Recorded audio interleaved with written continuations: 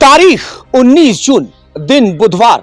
12 साल की बच्ची अपनी मां से यह कहकर निकलती है कि वह खेत में चारा लेने जा रही है। उसे मालूम नहीं था कि आज उसका आखिरी दिन है, क्योंकि कुछ देर बाद में ही उसकी मक्का के खेत में गर्दन कटी हुई लाश मिलती है। उसके प्राइवेट पार्ट पर भी चोट के निशान थे।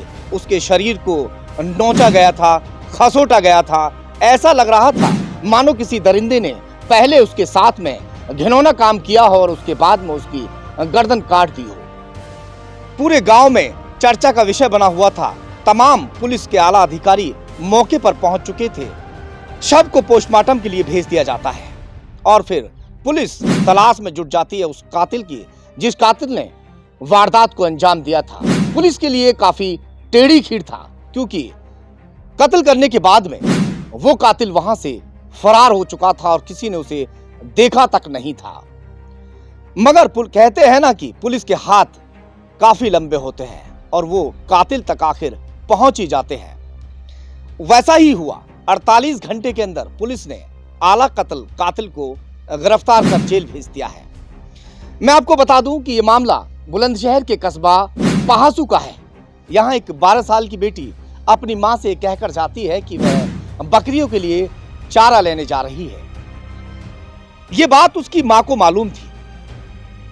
जब उसकी लाश मिल जाती है, गांव वाले मौके पर पहुंच जाते हैं। पुलिस ने जो खुलासा किया है, खुलासा होने के बाद में गांव वाले भी हैरान और परेशान हैं कि क्या ऐसा भी हो सकता है कि जो लड़की की मां है वो ऐसी भी हो सकती है। लड़की की मां कातिल नहीं है, मगर लड़की की मां का जो आशिक है वो कातिल है। जो मृतका है लड़की, उसने अपनी मां को उसके आशिक की बाहों में देख लिया था। वो अपने आशिक की बाहों में झूल रही थी। उसी दौरान अचानक जो बेटी है वो मौके पर पहुंच जाती है। इस बात को देखने के बाद में वो अपनी मां को समझाती है, बुझाती है कि मैं ये बात अपने मामा और अपने पिता से कह दूंगी, वरना तुम लोग यहीं पर रुक जाओ। मां तो ठान लेती है कि मुझे अब यहां पर रुक जाना चाहिए, मगर जो आशिक है वो पागल था, दीवाना था। वो उसकी मोहब्बत में पागल हो चुका था एक तरह से। वो हर हाल में उसकी मां को पाना चाहता था। वो कहता था कि सबको छोड़ दे और मेरे साथ में चल, मैं तुझे बड़े प्यार से रखूंगा, दुनिया की वो हर चीज दूंगा जो तेरे पति ने आज तक ना दी हो। मगर वो बार बार उससे मना कर रही थी। वो कहती थी कि मेरी बेटी है और मैं अपनी बेटी को छोड़कर कहीं नहीं जाऊंगी। अब उसने ठान लिया था कि किसी भी सूरत हाल में इसकी बेटी को ठिकाने लगाना है। घर में काम चल रहा था। घर में जो पति है, मामा और जो मृतका का मामा है, सभी लोग घर में काम कर रहे थे। अब जो कातिल है वो घर पहुंचता है। घर में पहुंचने के बाद में जब वो उस लड़की को नहीं देखता तो उसकी मां से ही पूछता है कि आज गुड़िया दिखाई नहीं दे रही, कि गुड़िया कहाँ है, लड़की कहाँ है। वो बताती है, नॉर्मल सी बात थी। उसे मालूम नहीं था कि कातिल के इरादे क्या है।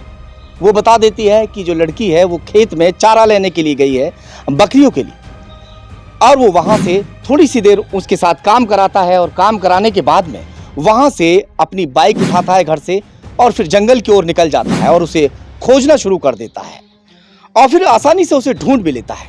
बच्ची चारा काटने के बाद में पेड़ के नीचे छांव में बैठी हुई थी।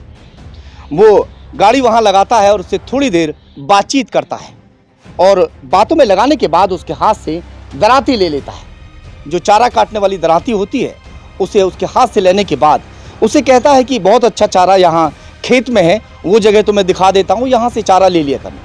और बहाने से उसे खेत के अंदर ले जाता है और फिर अंजाम देता है घिनौनी वारदात को। आखिरकार उसकी गर्दन काट के उसकी हत्या कर देता है और वहां से फरार हो जाता है। हालांकि बुलंदशहर पुलिस ने महज 48 घंटे में कातिल को आला कत्ल बरामद कर जेल भेज दिया है।